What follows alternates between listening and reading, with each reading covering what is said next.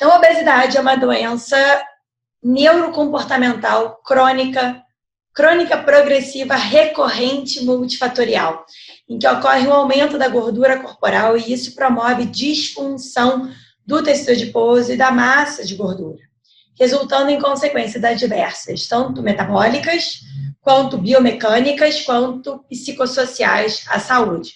Então, ela vai além de uma questão de aumento do percentual de gordura ou que o tratamento é emagrecimento. A gente tem que considerar esse caráter crônico e recorrente. Então, esse é um ponto fundamental no momento que a gente planeja um tratamento para o paciente. Nas diretrizes, elas são muito claras sobre a importância do objetivo do tratamento do paciente que está com excesso de peso. Então, você precisa, primeiro objetivo é melhorar a saúde dele, melhorar a qualidade de vida e melhorar a composição corporal e promover perda de peso. Então, qualquer estratégia terapêutica ela tem que estar pautada nesses 3 principais objetivos.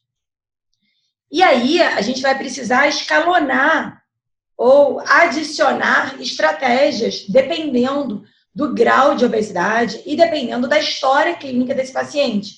Então, a gente tem que ver esse algoritmo, né, essa estratégia clínica como uma abordagem em etapas, né? Nessa aula eu vou priorizar uma fala principalmente relacionada a estilo de vida e à dietoterapia como uma forma de introduzir esse conceito, até porque essa é a base do tratamento. Então, essa proposta em etapas, ela está presente em todos os guidelines, em todas as diretrizes clínicas. Então, o paciente primeiro ele tenta mudar o estilo de vida, perder peso, melhorar questões metabólicas por conta própria, através da alimentação, através de exercício. Segundo patamar, ele precisa receber um direcionamento pelo profissional, pelo educador físico, pelo nutricionista, pelo psicólogo. Em um terceiro momento, quando essa segunda opção falha, ou quando ela não é suficiente, ou quando o profissional julga a necessidade de utilizar a farmacoterapia, ela vai ser adicionada. E tem alguns casos que vai ser indicada a cirurgia bariátrica e tem o pós-cirúrgico, esse paciente também precisa ser visto. Anne, e aquela história do in e out, né? Então, do coma menos, se exercite mais. Esse balanço, ele continua sendo verdadeiro.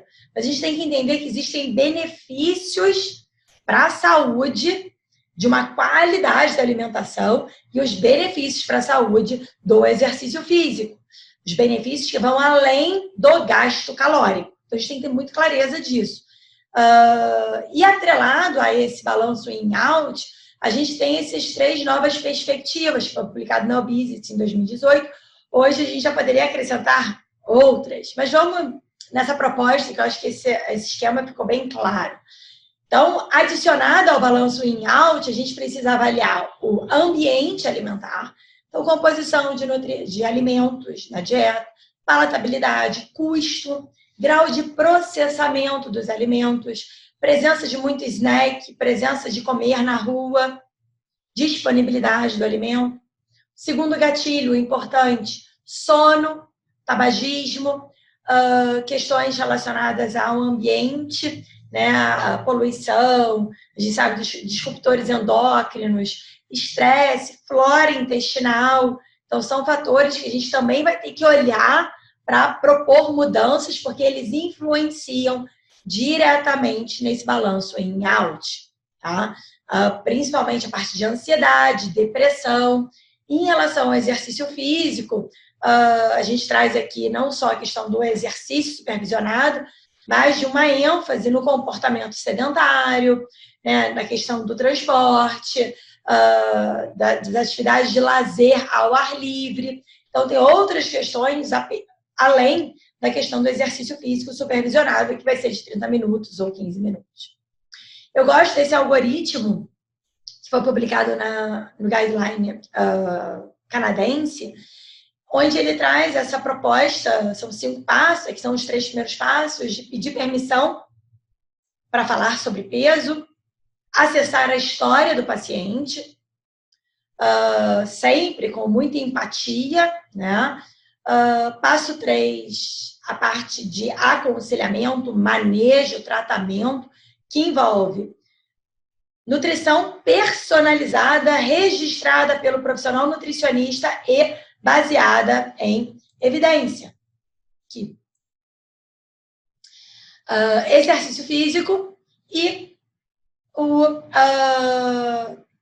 se necessário, né, adicionar a parte comportamental, medicação e cirurgia bariátrica.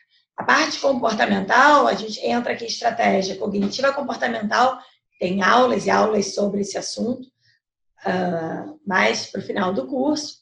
Manejo de sono, estresse, estratégias de mindfulness, tudo isso está presente em diretriz. Então, vamos só fazer uma pincelada sobre o que importa em relação à qualidade, distribuição dos alimentos, quantidade, horário, e falar um pouquinho sobre as dietas populares. Então, saiu esse trabalho agora em julho de 2020, comparando o padrão de macronutriente em 14 dietas da moda, 14 programas dietéticos, onde eles agruparam em low carb, macronutrientes moderado, aproximadamente 50% de carboidrato, na low carb, menos de 40% de carboidrato, e na low fat, menos de 20% de lipídios. Né? E o que eles verificaram quando compararam todos esses planejamentos alimentares, né? Então, estão os nomes aqui, paleolítico, mediterrâneo, DASH, então DASH, mediterrâneo, entram na equilibrada em macronutrientes. Tá? Então, aqui tem uma avaliação comparando a dieta usual, né? Você vê que a low fat, 3,37, e a low carb, 3,60. Deixa eu só mudar meu point. A low fat e a low carb são as duas que promovem maior perda de peso quando comparada à dieta usual e até mesmo comparado apenas ao aconselhamento nutricional. E aqui ele traz um resumo do artigo mostrando aqui na parte de perda de peso, então foram avaliados 121 ensaios clínicos randomizados com 21 mil participantes, média de idade de 40 anos, 70% mulheres, média de intervenção 6 meses, não 26 semanas. E eles compararam a dieta usual e viram que os dois que tiveram melhores benefícios foi a low fat e a low carb, tá? Tanto no peso quanto na pressão sistólica e diastólica. E o que importa, né? Importa a qualidade da alimentação. Então, quando a gente vai para estudos que tem um desfecho diferente de peso, tem um desfecho em relação à mortalidade. Então, esse trabalho publicado no Lancet em 2019, que foi feita uma revisão sistemática com 195 países. E eles verificaram e compararam os diferentes fatores de risco para mortalidade. Compararam alimentação, exercício, né, sedentário, má nutrição, LDL, poluição, tabaco, IMC, né, que a gente fala muito, que é um fator de risco importante. Você vê que o padrão alimentar, ou seja, as dietas não saudáveis, causam mais risco para doenças e mortalidade do que qualquer outro fator de risco. E quando eles avaliam nesse estudo o tipo qual grupo alimentar estava mais associado à mortalidade, eles verificaram que era o excesso de sódio, e por isso que uma das nossas recomendações sempre vai estar pautada na redução dos ultraprocessados. Segundo ponto, baixo consumo de grãos integrais, baixo consumo de frutas, baixo consumo de vegetais, ou seja, são alimentos de origem vegetal, que o baixo consumo deles está associado à mortalidade. Olha que coisa interessante. Porque quando a gente fala de doença cardiovascular, a gente sempre ataca, né? Ou o ovo, ou a carne. E aqui ele está trazendo uma visão diferente sobre a necessidade de incluir esses alimentos e não só ficar com aquela ênfase de retirar alimentos. E olha aqui, a carne processada, ela contribui para a mortalidade, contribui, mas proporcionalmente é muito menos. A gente precisa estar estimulando isso aqui. A gente pode falar sobre carnes vermelhas, carnes processadas, bebidas açucaradas, podemos e devemos, mas a gente precisa atentar para o que vai trazer mais saúde para o paciente. Então, eu gosto dessa pirâmide que fala sobre uma alimentação saudável dentro de um padrão alimentar contemporâneo. Então, você vê que a base tem exercício, descanso, sono, relacionamentos. Logo depois, água, chás. Depois entra a parte dos alimentos de origem vegetal, como frutas, grãos, azeites, azeitona, leguminosas, feijões, castanhas, sementes. E depois vem os outros alimentos. A gente tem que sempre estar estimulando esse consumo diário. E sempre lembrar, né, acho que cabe aqui, porque quando eu falo de alimentos vegetais, logo vem na nossa cabeça a questão do padrão alimentar vegetariano, né? Então, aqui, nesse estudo publicado no JAC em 2017, um estudo muito importante do ponto de vista clínico, e principalmente para a área, para quem trabalha com a saúde do paciente, né, que busca a saúde, aqui ele traz que existe um grupo de alimentos de origem vegetal que é saudável e tem um grupo que é considerado não saudável, tá? Apesar de ser vegetal. Por exemplo, os sucos, os de grãos refinados, os vegetais aminoácidos, as bebidas açucaradas, as sobremesas. Então, são à base de vegetais? Muitas vezes, sim.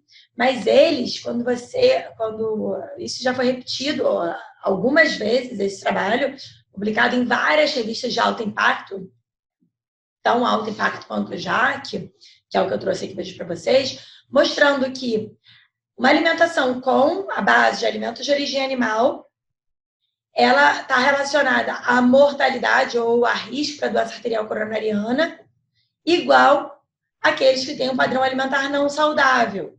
Tá? Então, não basta ser a base de vegetais, precisa ser a base de plantas, vegetais e de forma saudável.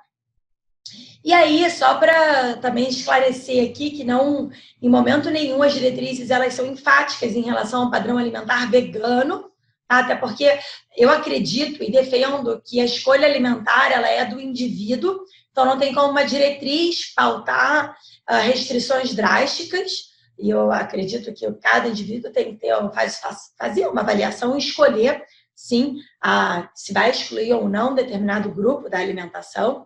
Agora, olha que interessante. Nesse trabalho, ele foi publicado em 2019 e foi feita uma nova análise em julho de 2020, falando sobre a associação da proteína animal e da proteína vegetal em relação à mortalidade. E o que eles verificaram nesse estudo com 70 mil participantes, sem histórico de doenças? Eles viram que, ao substituir 3% da energia de proteína da carne por proteína vegetal, eu não estou falando aqui da carne vermelha por carne branca, estou falando da carne vermelha por proteína vegetal, você tem uma diminuição do risco de mortalidade em 15 anos de 3,6%. Ou seja, eu não estou falando aqui em restringir e zerar o consumo de carne, mas você substituir pela proteína vegetal, você tem bons benefícios. E aqui, só para falar um pouquinho mais de proteína e perda de peso, nesse estudo publicado na Nutrients em 2018, que fala sobre mudança da composição corporal no processo de perda de peso, a gente tem que ter atenção, porque né, alguns estudos com uma dieta, que foi proposto uma dieta baixa em caloria, ou baixa em carboidrato, ou baixa em gordura, a gente tem uma perda em torno de 25% da massa magra. Né? E quando a gente tem uma dieta de perda de peso atrelada a uma alta ingestão proteica, a gente consegue minimizar essa perda de massa magra, o que é um ponto importante para não diminuir o nosso metabolismo, para estimular, na verdade, a nossa termogênese. Então, nessa literatura, ele traz em torno de 2 gramas. A gente vai ter muitas aulas ainda sobre isso. Na minha prática, eu acabo ficando entre 1,2 a 2 gramas, né? Até porque se a gente faz pelo peso atual, um indivíduo de 100 quilos seria 200 gramas de proteína, né? O que é, né, só de proteína já seriam 800 calorias, né?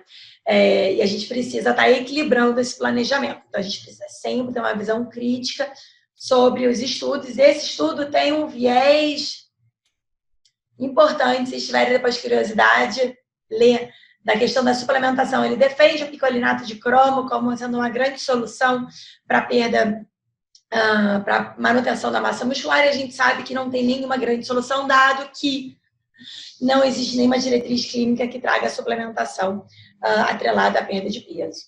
Tá? Outros estudos muito importantes, publicados agora em 2020, esse foi um do JAMA, comparando a low carb com a low fat, e o que eles trazem de conceito, que o tipo de proteína e gordura importa, então não é só a caloria, importa também a gente minimizar o consumo de alimentos de origem animal, porque eles estão associados à mortalidade, eles viram nesse trabalho, e principalmente carne processada, carne vermelha e frango, aumenta a mortalidade. Já as pessoas que tinham maior ingestão de proteínas de origem vegetal, a gente tem uma menor mortalidade. Nesse estudo ainda, eles compararam, né, o tipo de carboidrato, importa.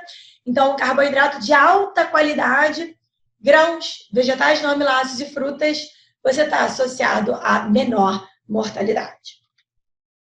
Outras estratégias clínicas que importam, então tem uma publicação bem importante no New England sobre jejum e que fala um pouco sobre Time Restricted Feeding. Então, ele traz aqui um resumão. Quando compara jejum com restrição calórica tradicional, você tem uma pequena perda de peso maior no jejum, em 8 semanas. Com um ano, não tem diferença. E parece que o jejum ele traz alguns benefícios do ponto de vista de metabolismo de glicose, pressão e endurance. E quando a gente compara o Time Restricted Feeding com a restrição calórica tradicional, então, ou seja, fazer uma janela alimentar entre 8 e 2 da tarde, entre 8 e 6 da tarde, você melhora a sensibilidade à insulina e promove uma perda de peso. Tá? Pequena diferença. Então, a gente não invalida a restrição calórica, nenhuma diretriz invalida, todas elas colocam como condição importante, mas hoje a gente tem outras estratégias que a gente pode usar atrelado ou até mesmo em substituição, entendendo qual é a expectativa de resultado. Então, nesse guideline americano, publicado eu peguei esse box que fala sobre as estratégias baseadas em evidência para a perda de peso. E olha que interessante, ele traz várias estratégias, desde low carb, ele fala sobre com menos de 20 gramas de carboidrato, que é muito baixinho em carboidrato. Todas, né, podem ser utilizadas desde que a restrição energética seja realizada. Tá? Bem, e aí eu queria só trazer um conceito novo, que é o conceito da nutrição de precisão, que é fundamental para a síndrome metabólica, para a perda de peso, e que a nutrição de precisão, às vezes a pessoa acha que tem que ter genética envolvida. A genética, ela faz parte, sim, mas quando a gente fala de um prato da nutrição de precisão, que é o que a medicina está evoluindo, né, com uma medicina de precisão, aquela medicina bem individualizada, bem personalizada, envolve um conhecimento profundo do fenótipo. Como que aquele paciente expressa o genótipo dele? Então, quais são as queixas, quais são os sinais, os sintomas? A gente entender sobre hábitos dietéticos, comportamento, microbiota, não necessariamente com exames, mas entender funcionamento intestinal, queixas, escala de Bristol, metabolômico, entender dos exames laboratoriais, fazer um belo de um diagnóstico. Então, foi só uma pincelada sobre o que importa em relação à alimentação. E eu quero trazer aqui algumas diretrizes que importam na nossa leitura, e você vai ver essas diretrizes sendo repetidas em algumas aulas. Então, essa é a diretriz da Associação Americana de Endocrinologia, e ela traz para o tratamento da obesidade os 3 pilares. Restrição calórica, em torno de 500 a 750 calorias. Realização de exercício físico, pelo menos, começando com 150 minutos e aumentando progressivamente. E toda a parte comportamental. Então, a gente tem no nosso curso um pilar de alimentação, um pilar de comportamento, e temos um pilar da terapia do estilo de vida, que envolve ainda sono, manejo de estresse e exercício físico, e não só o pilar do exercício físico. Então, você pega o guideline europeu, que fala sobre atendimento centrado no paciente, vejam vocês os mesmos 3 pilares. Então, são pilares centrais.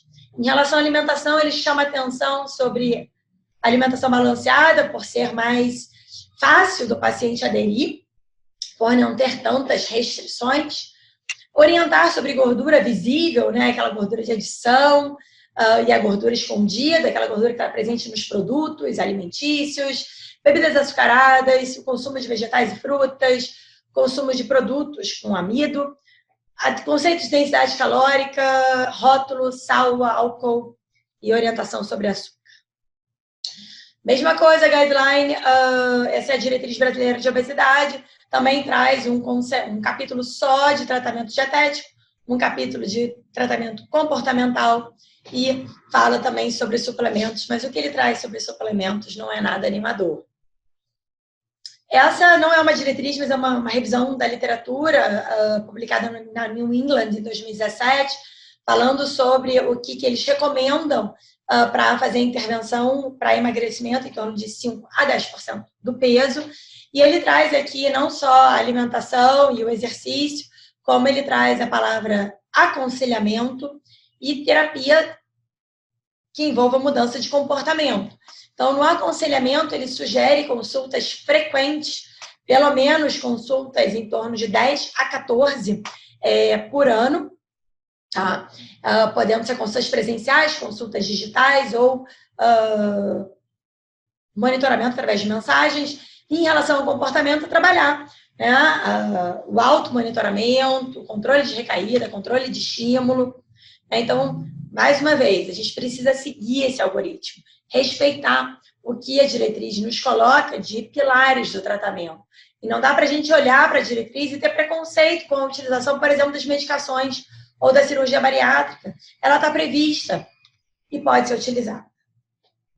Vamos passar para um outro ponto, que é entender o tamanho do problema. Então, mudar hábito não é fácil. Tratar uma situação de um excesso de peso é complexo, é multifatorial, é poligênico, e a gente tem que ter esse olhar de cuidado para o paciente.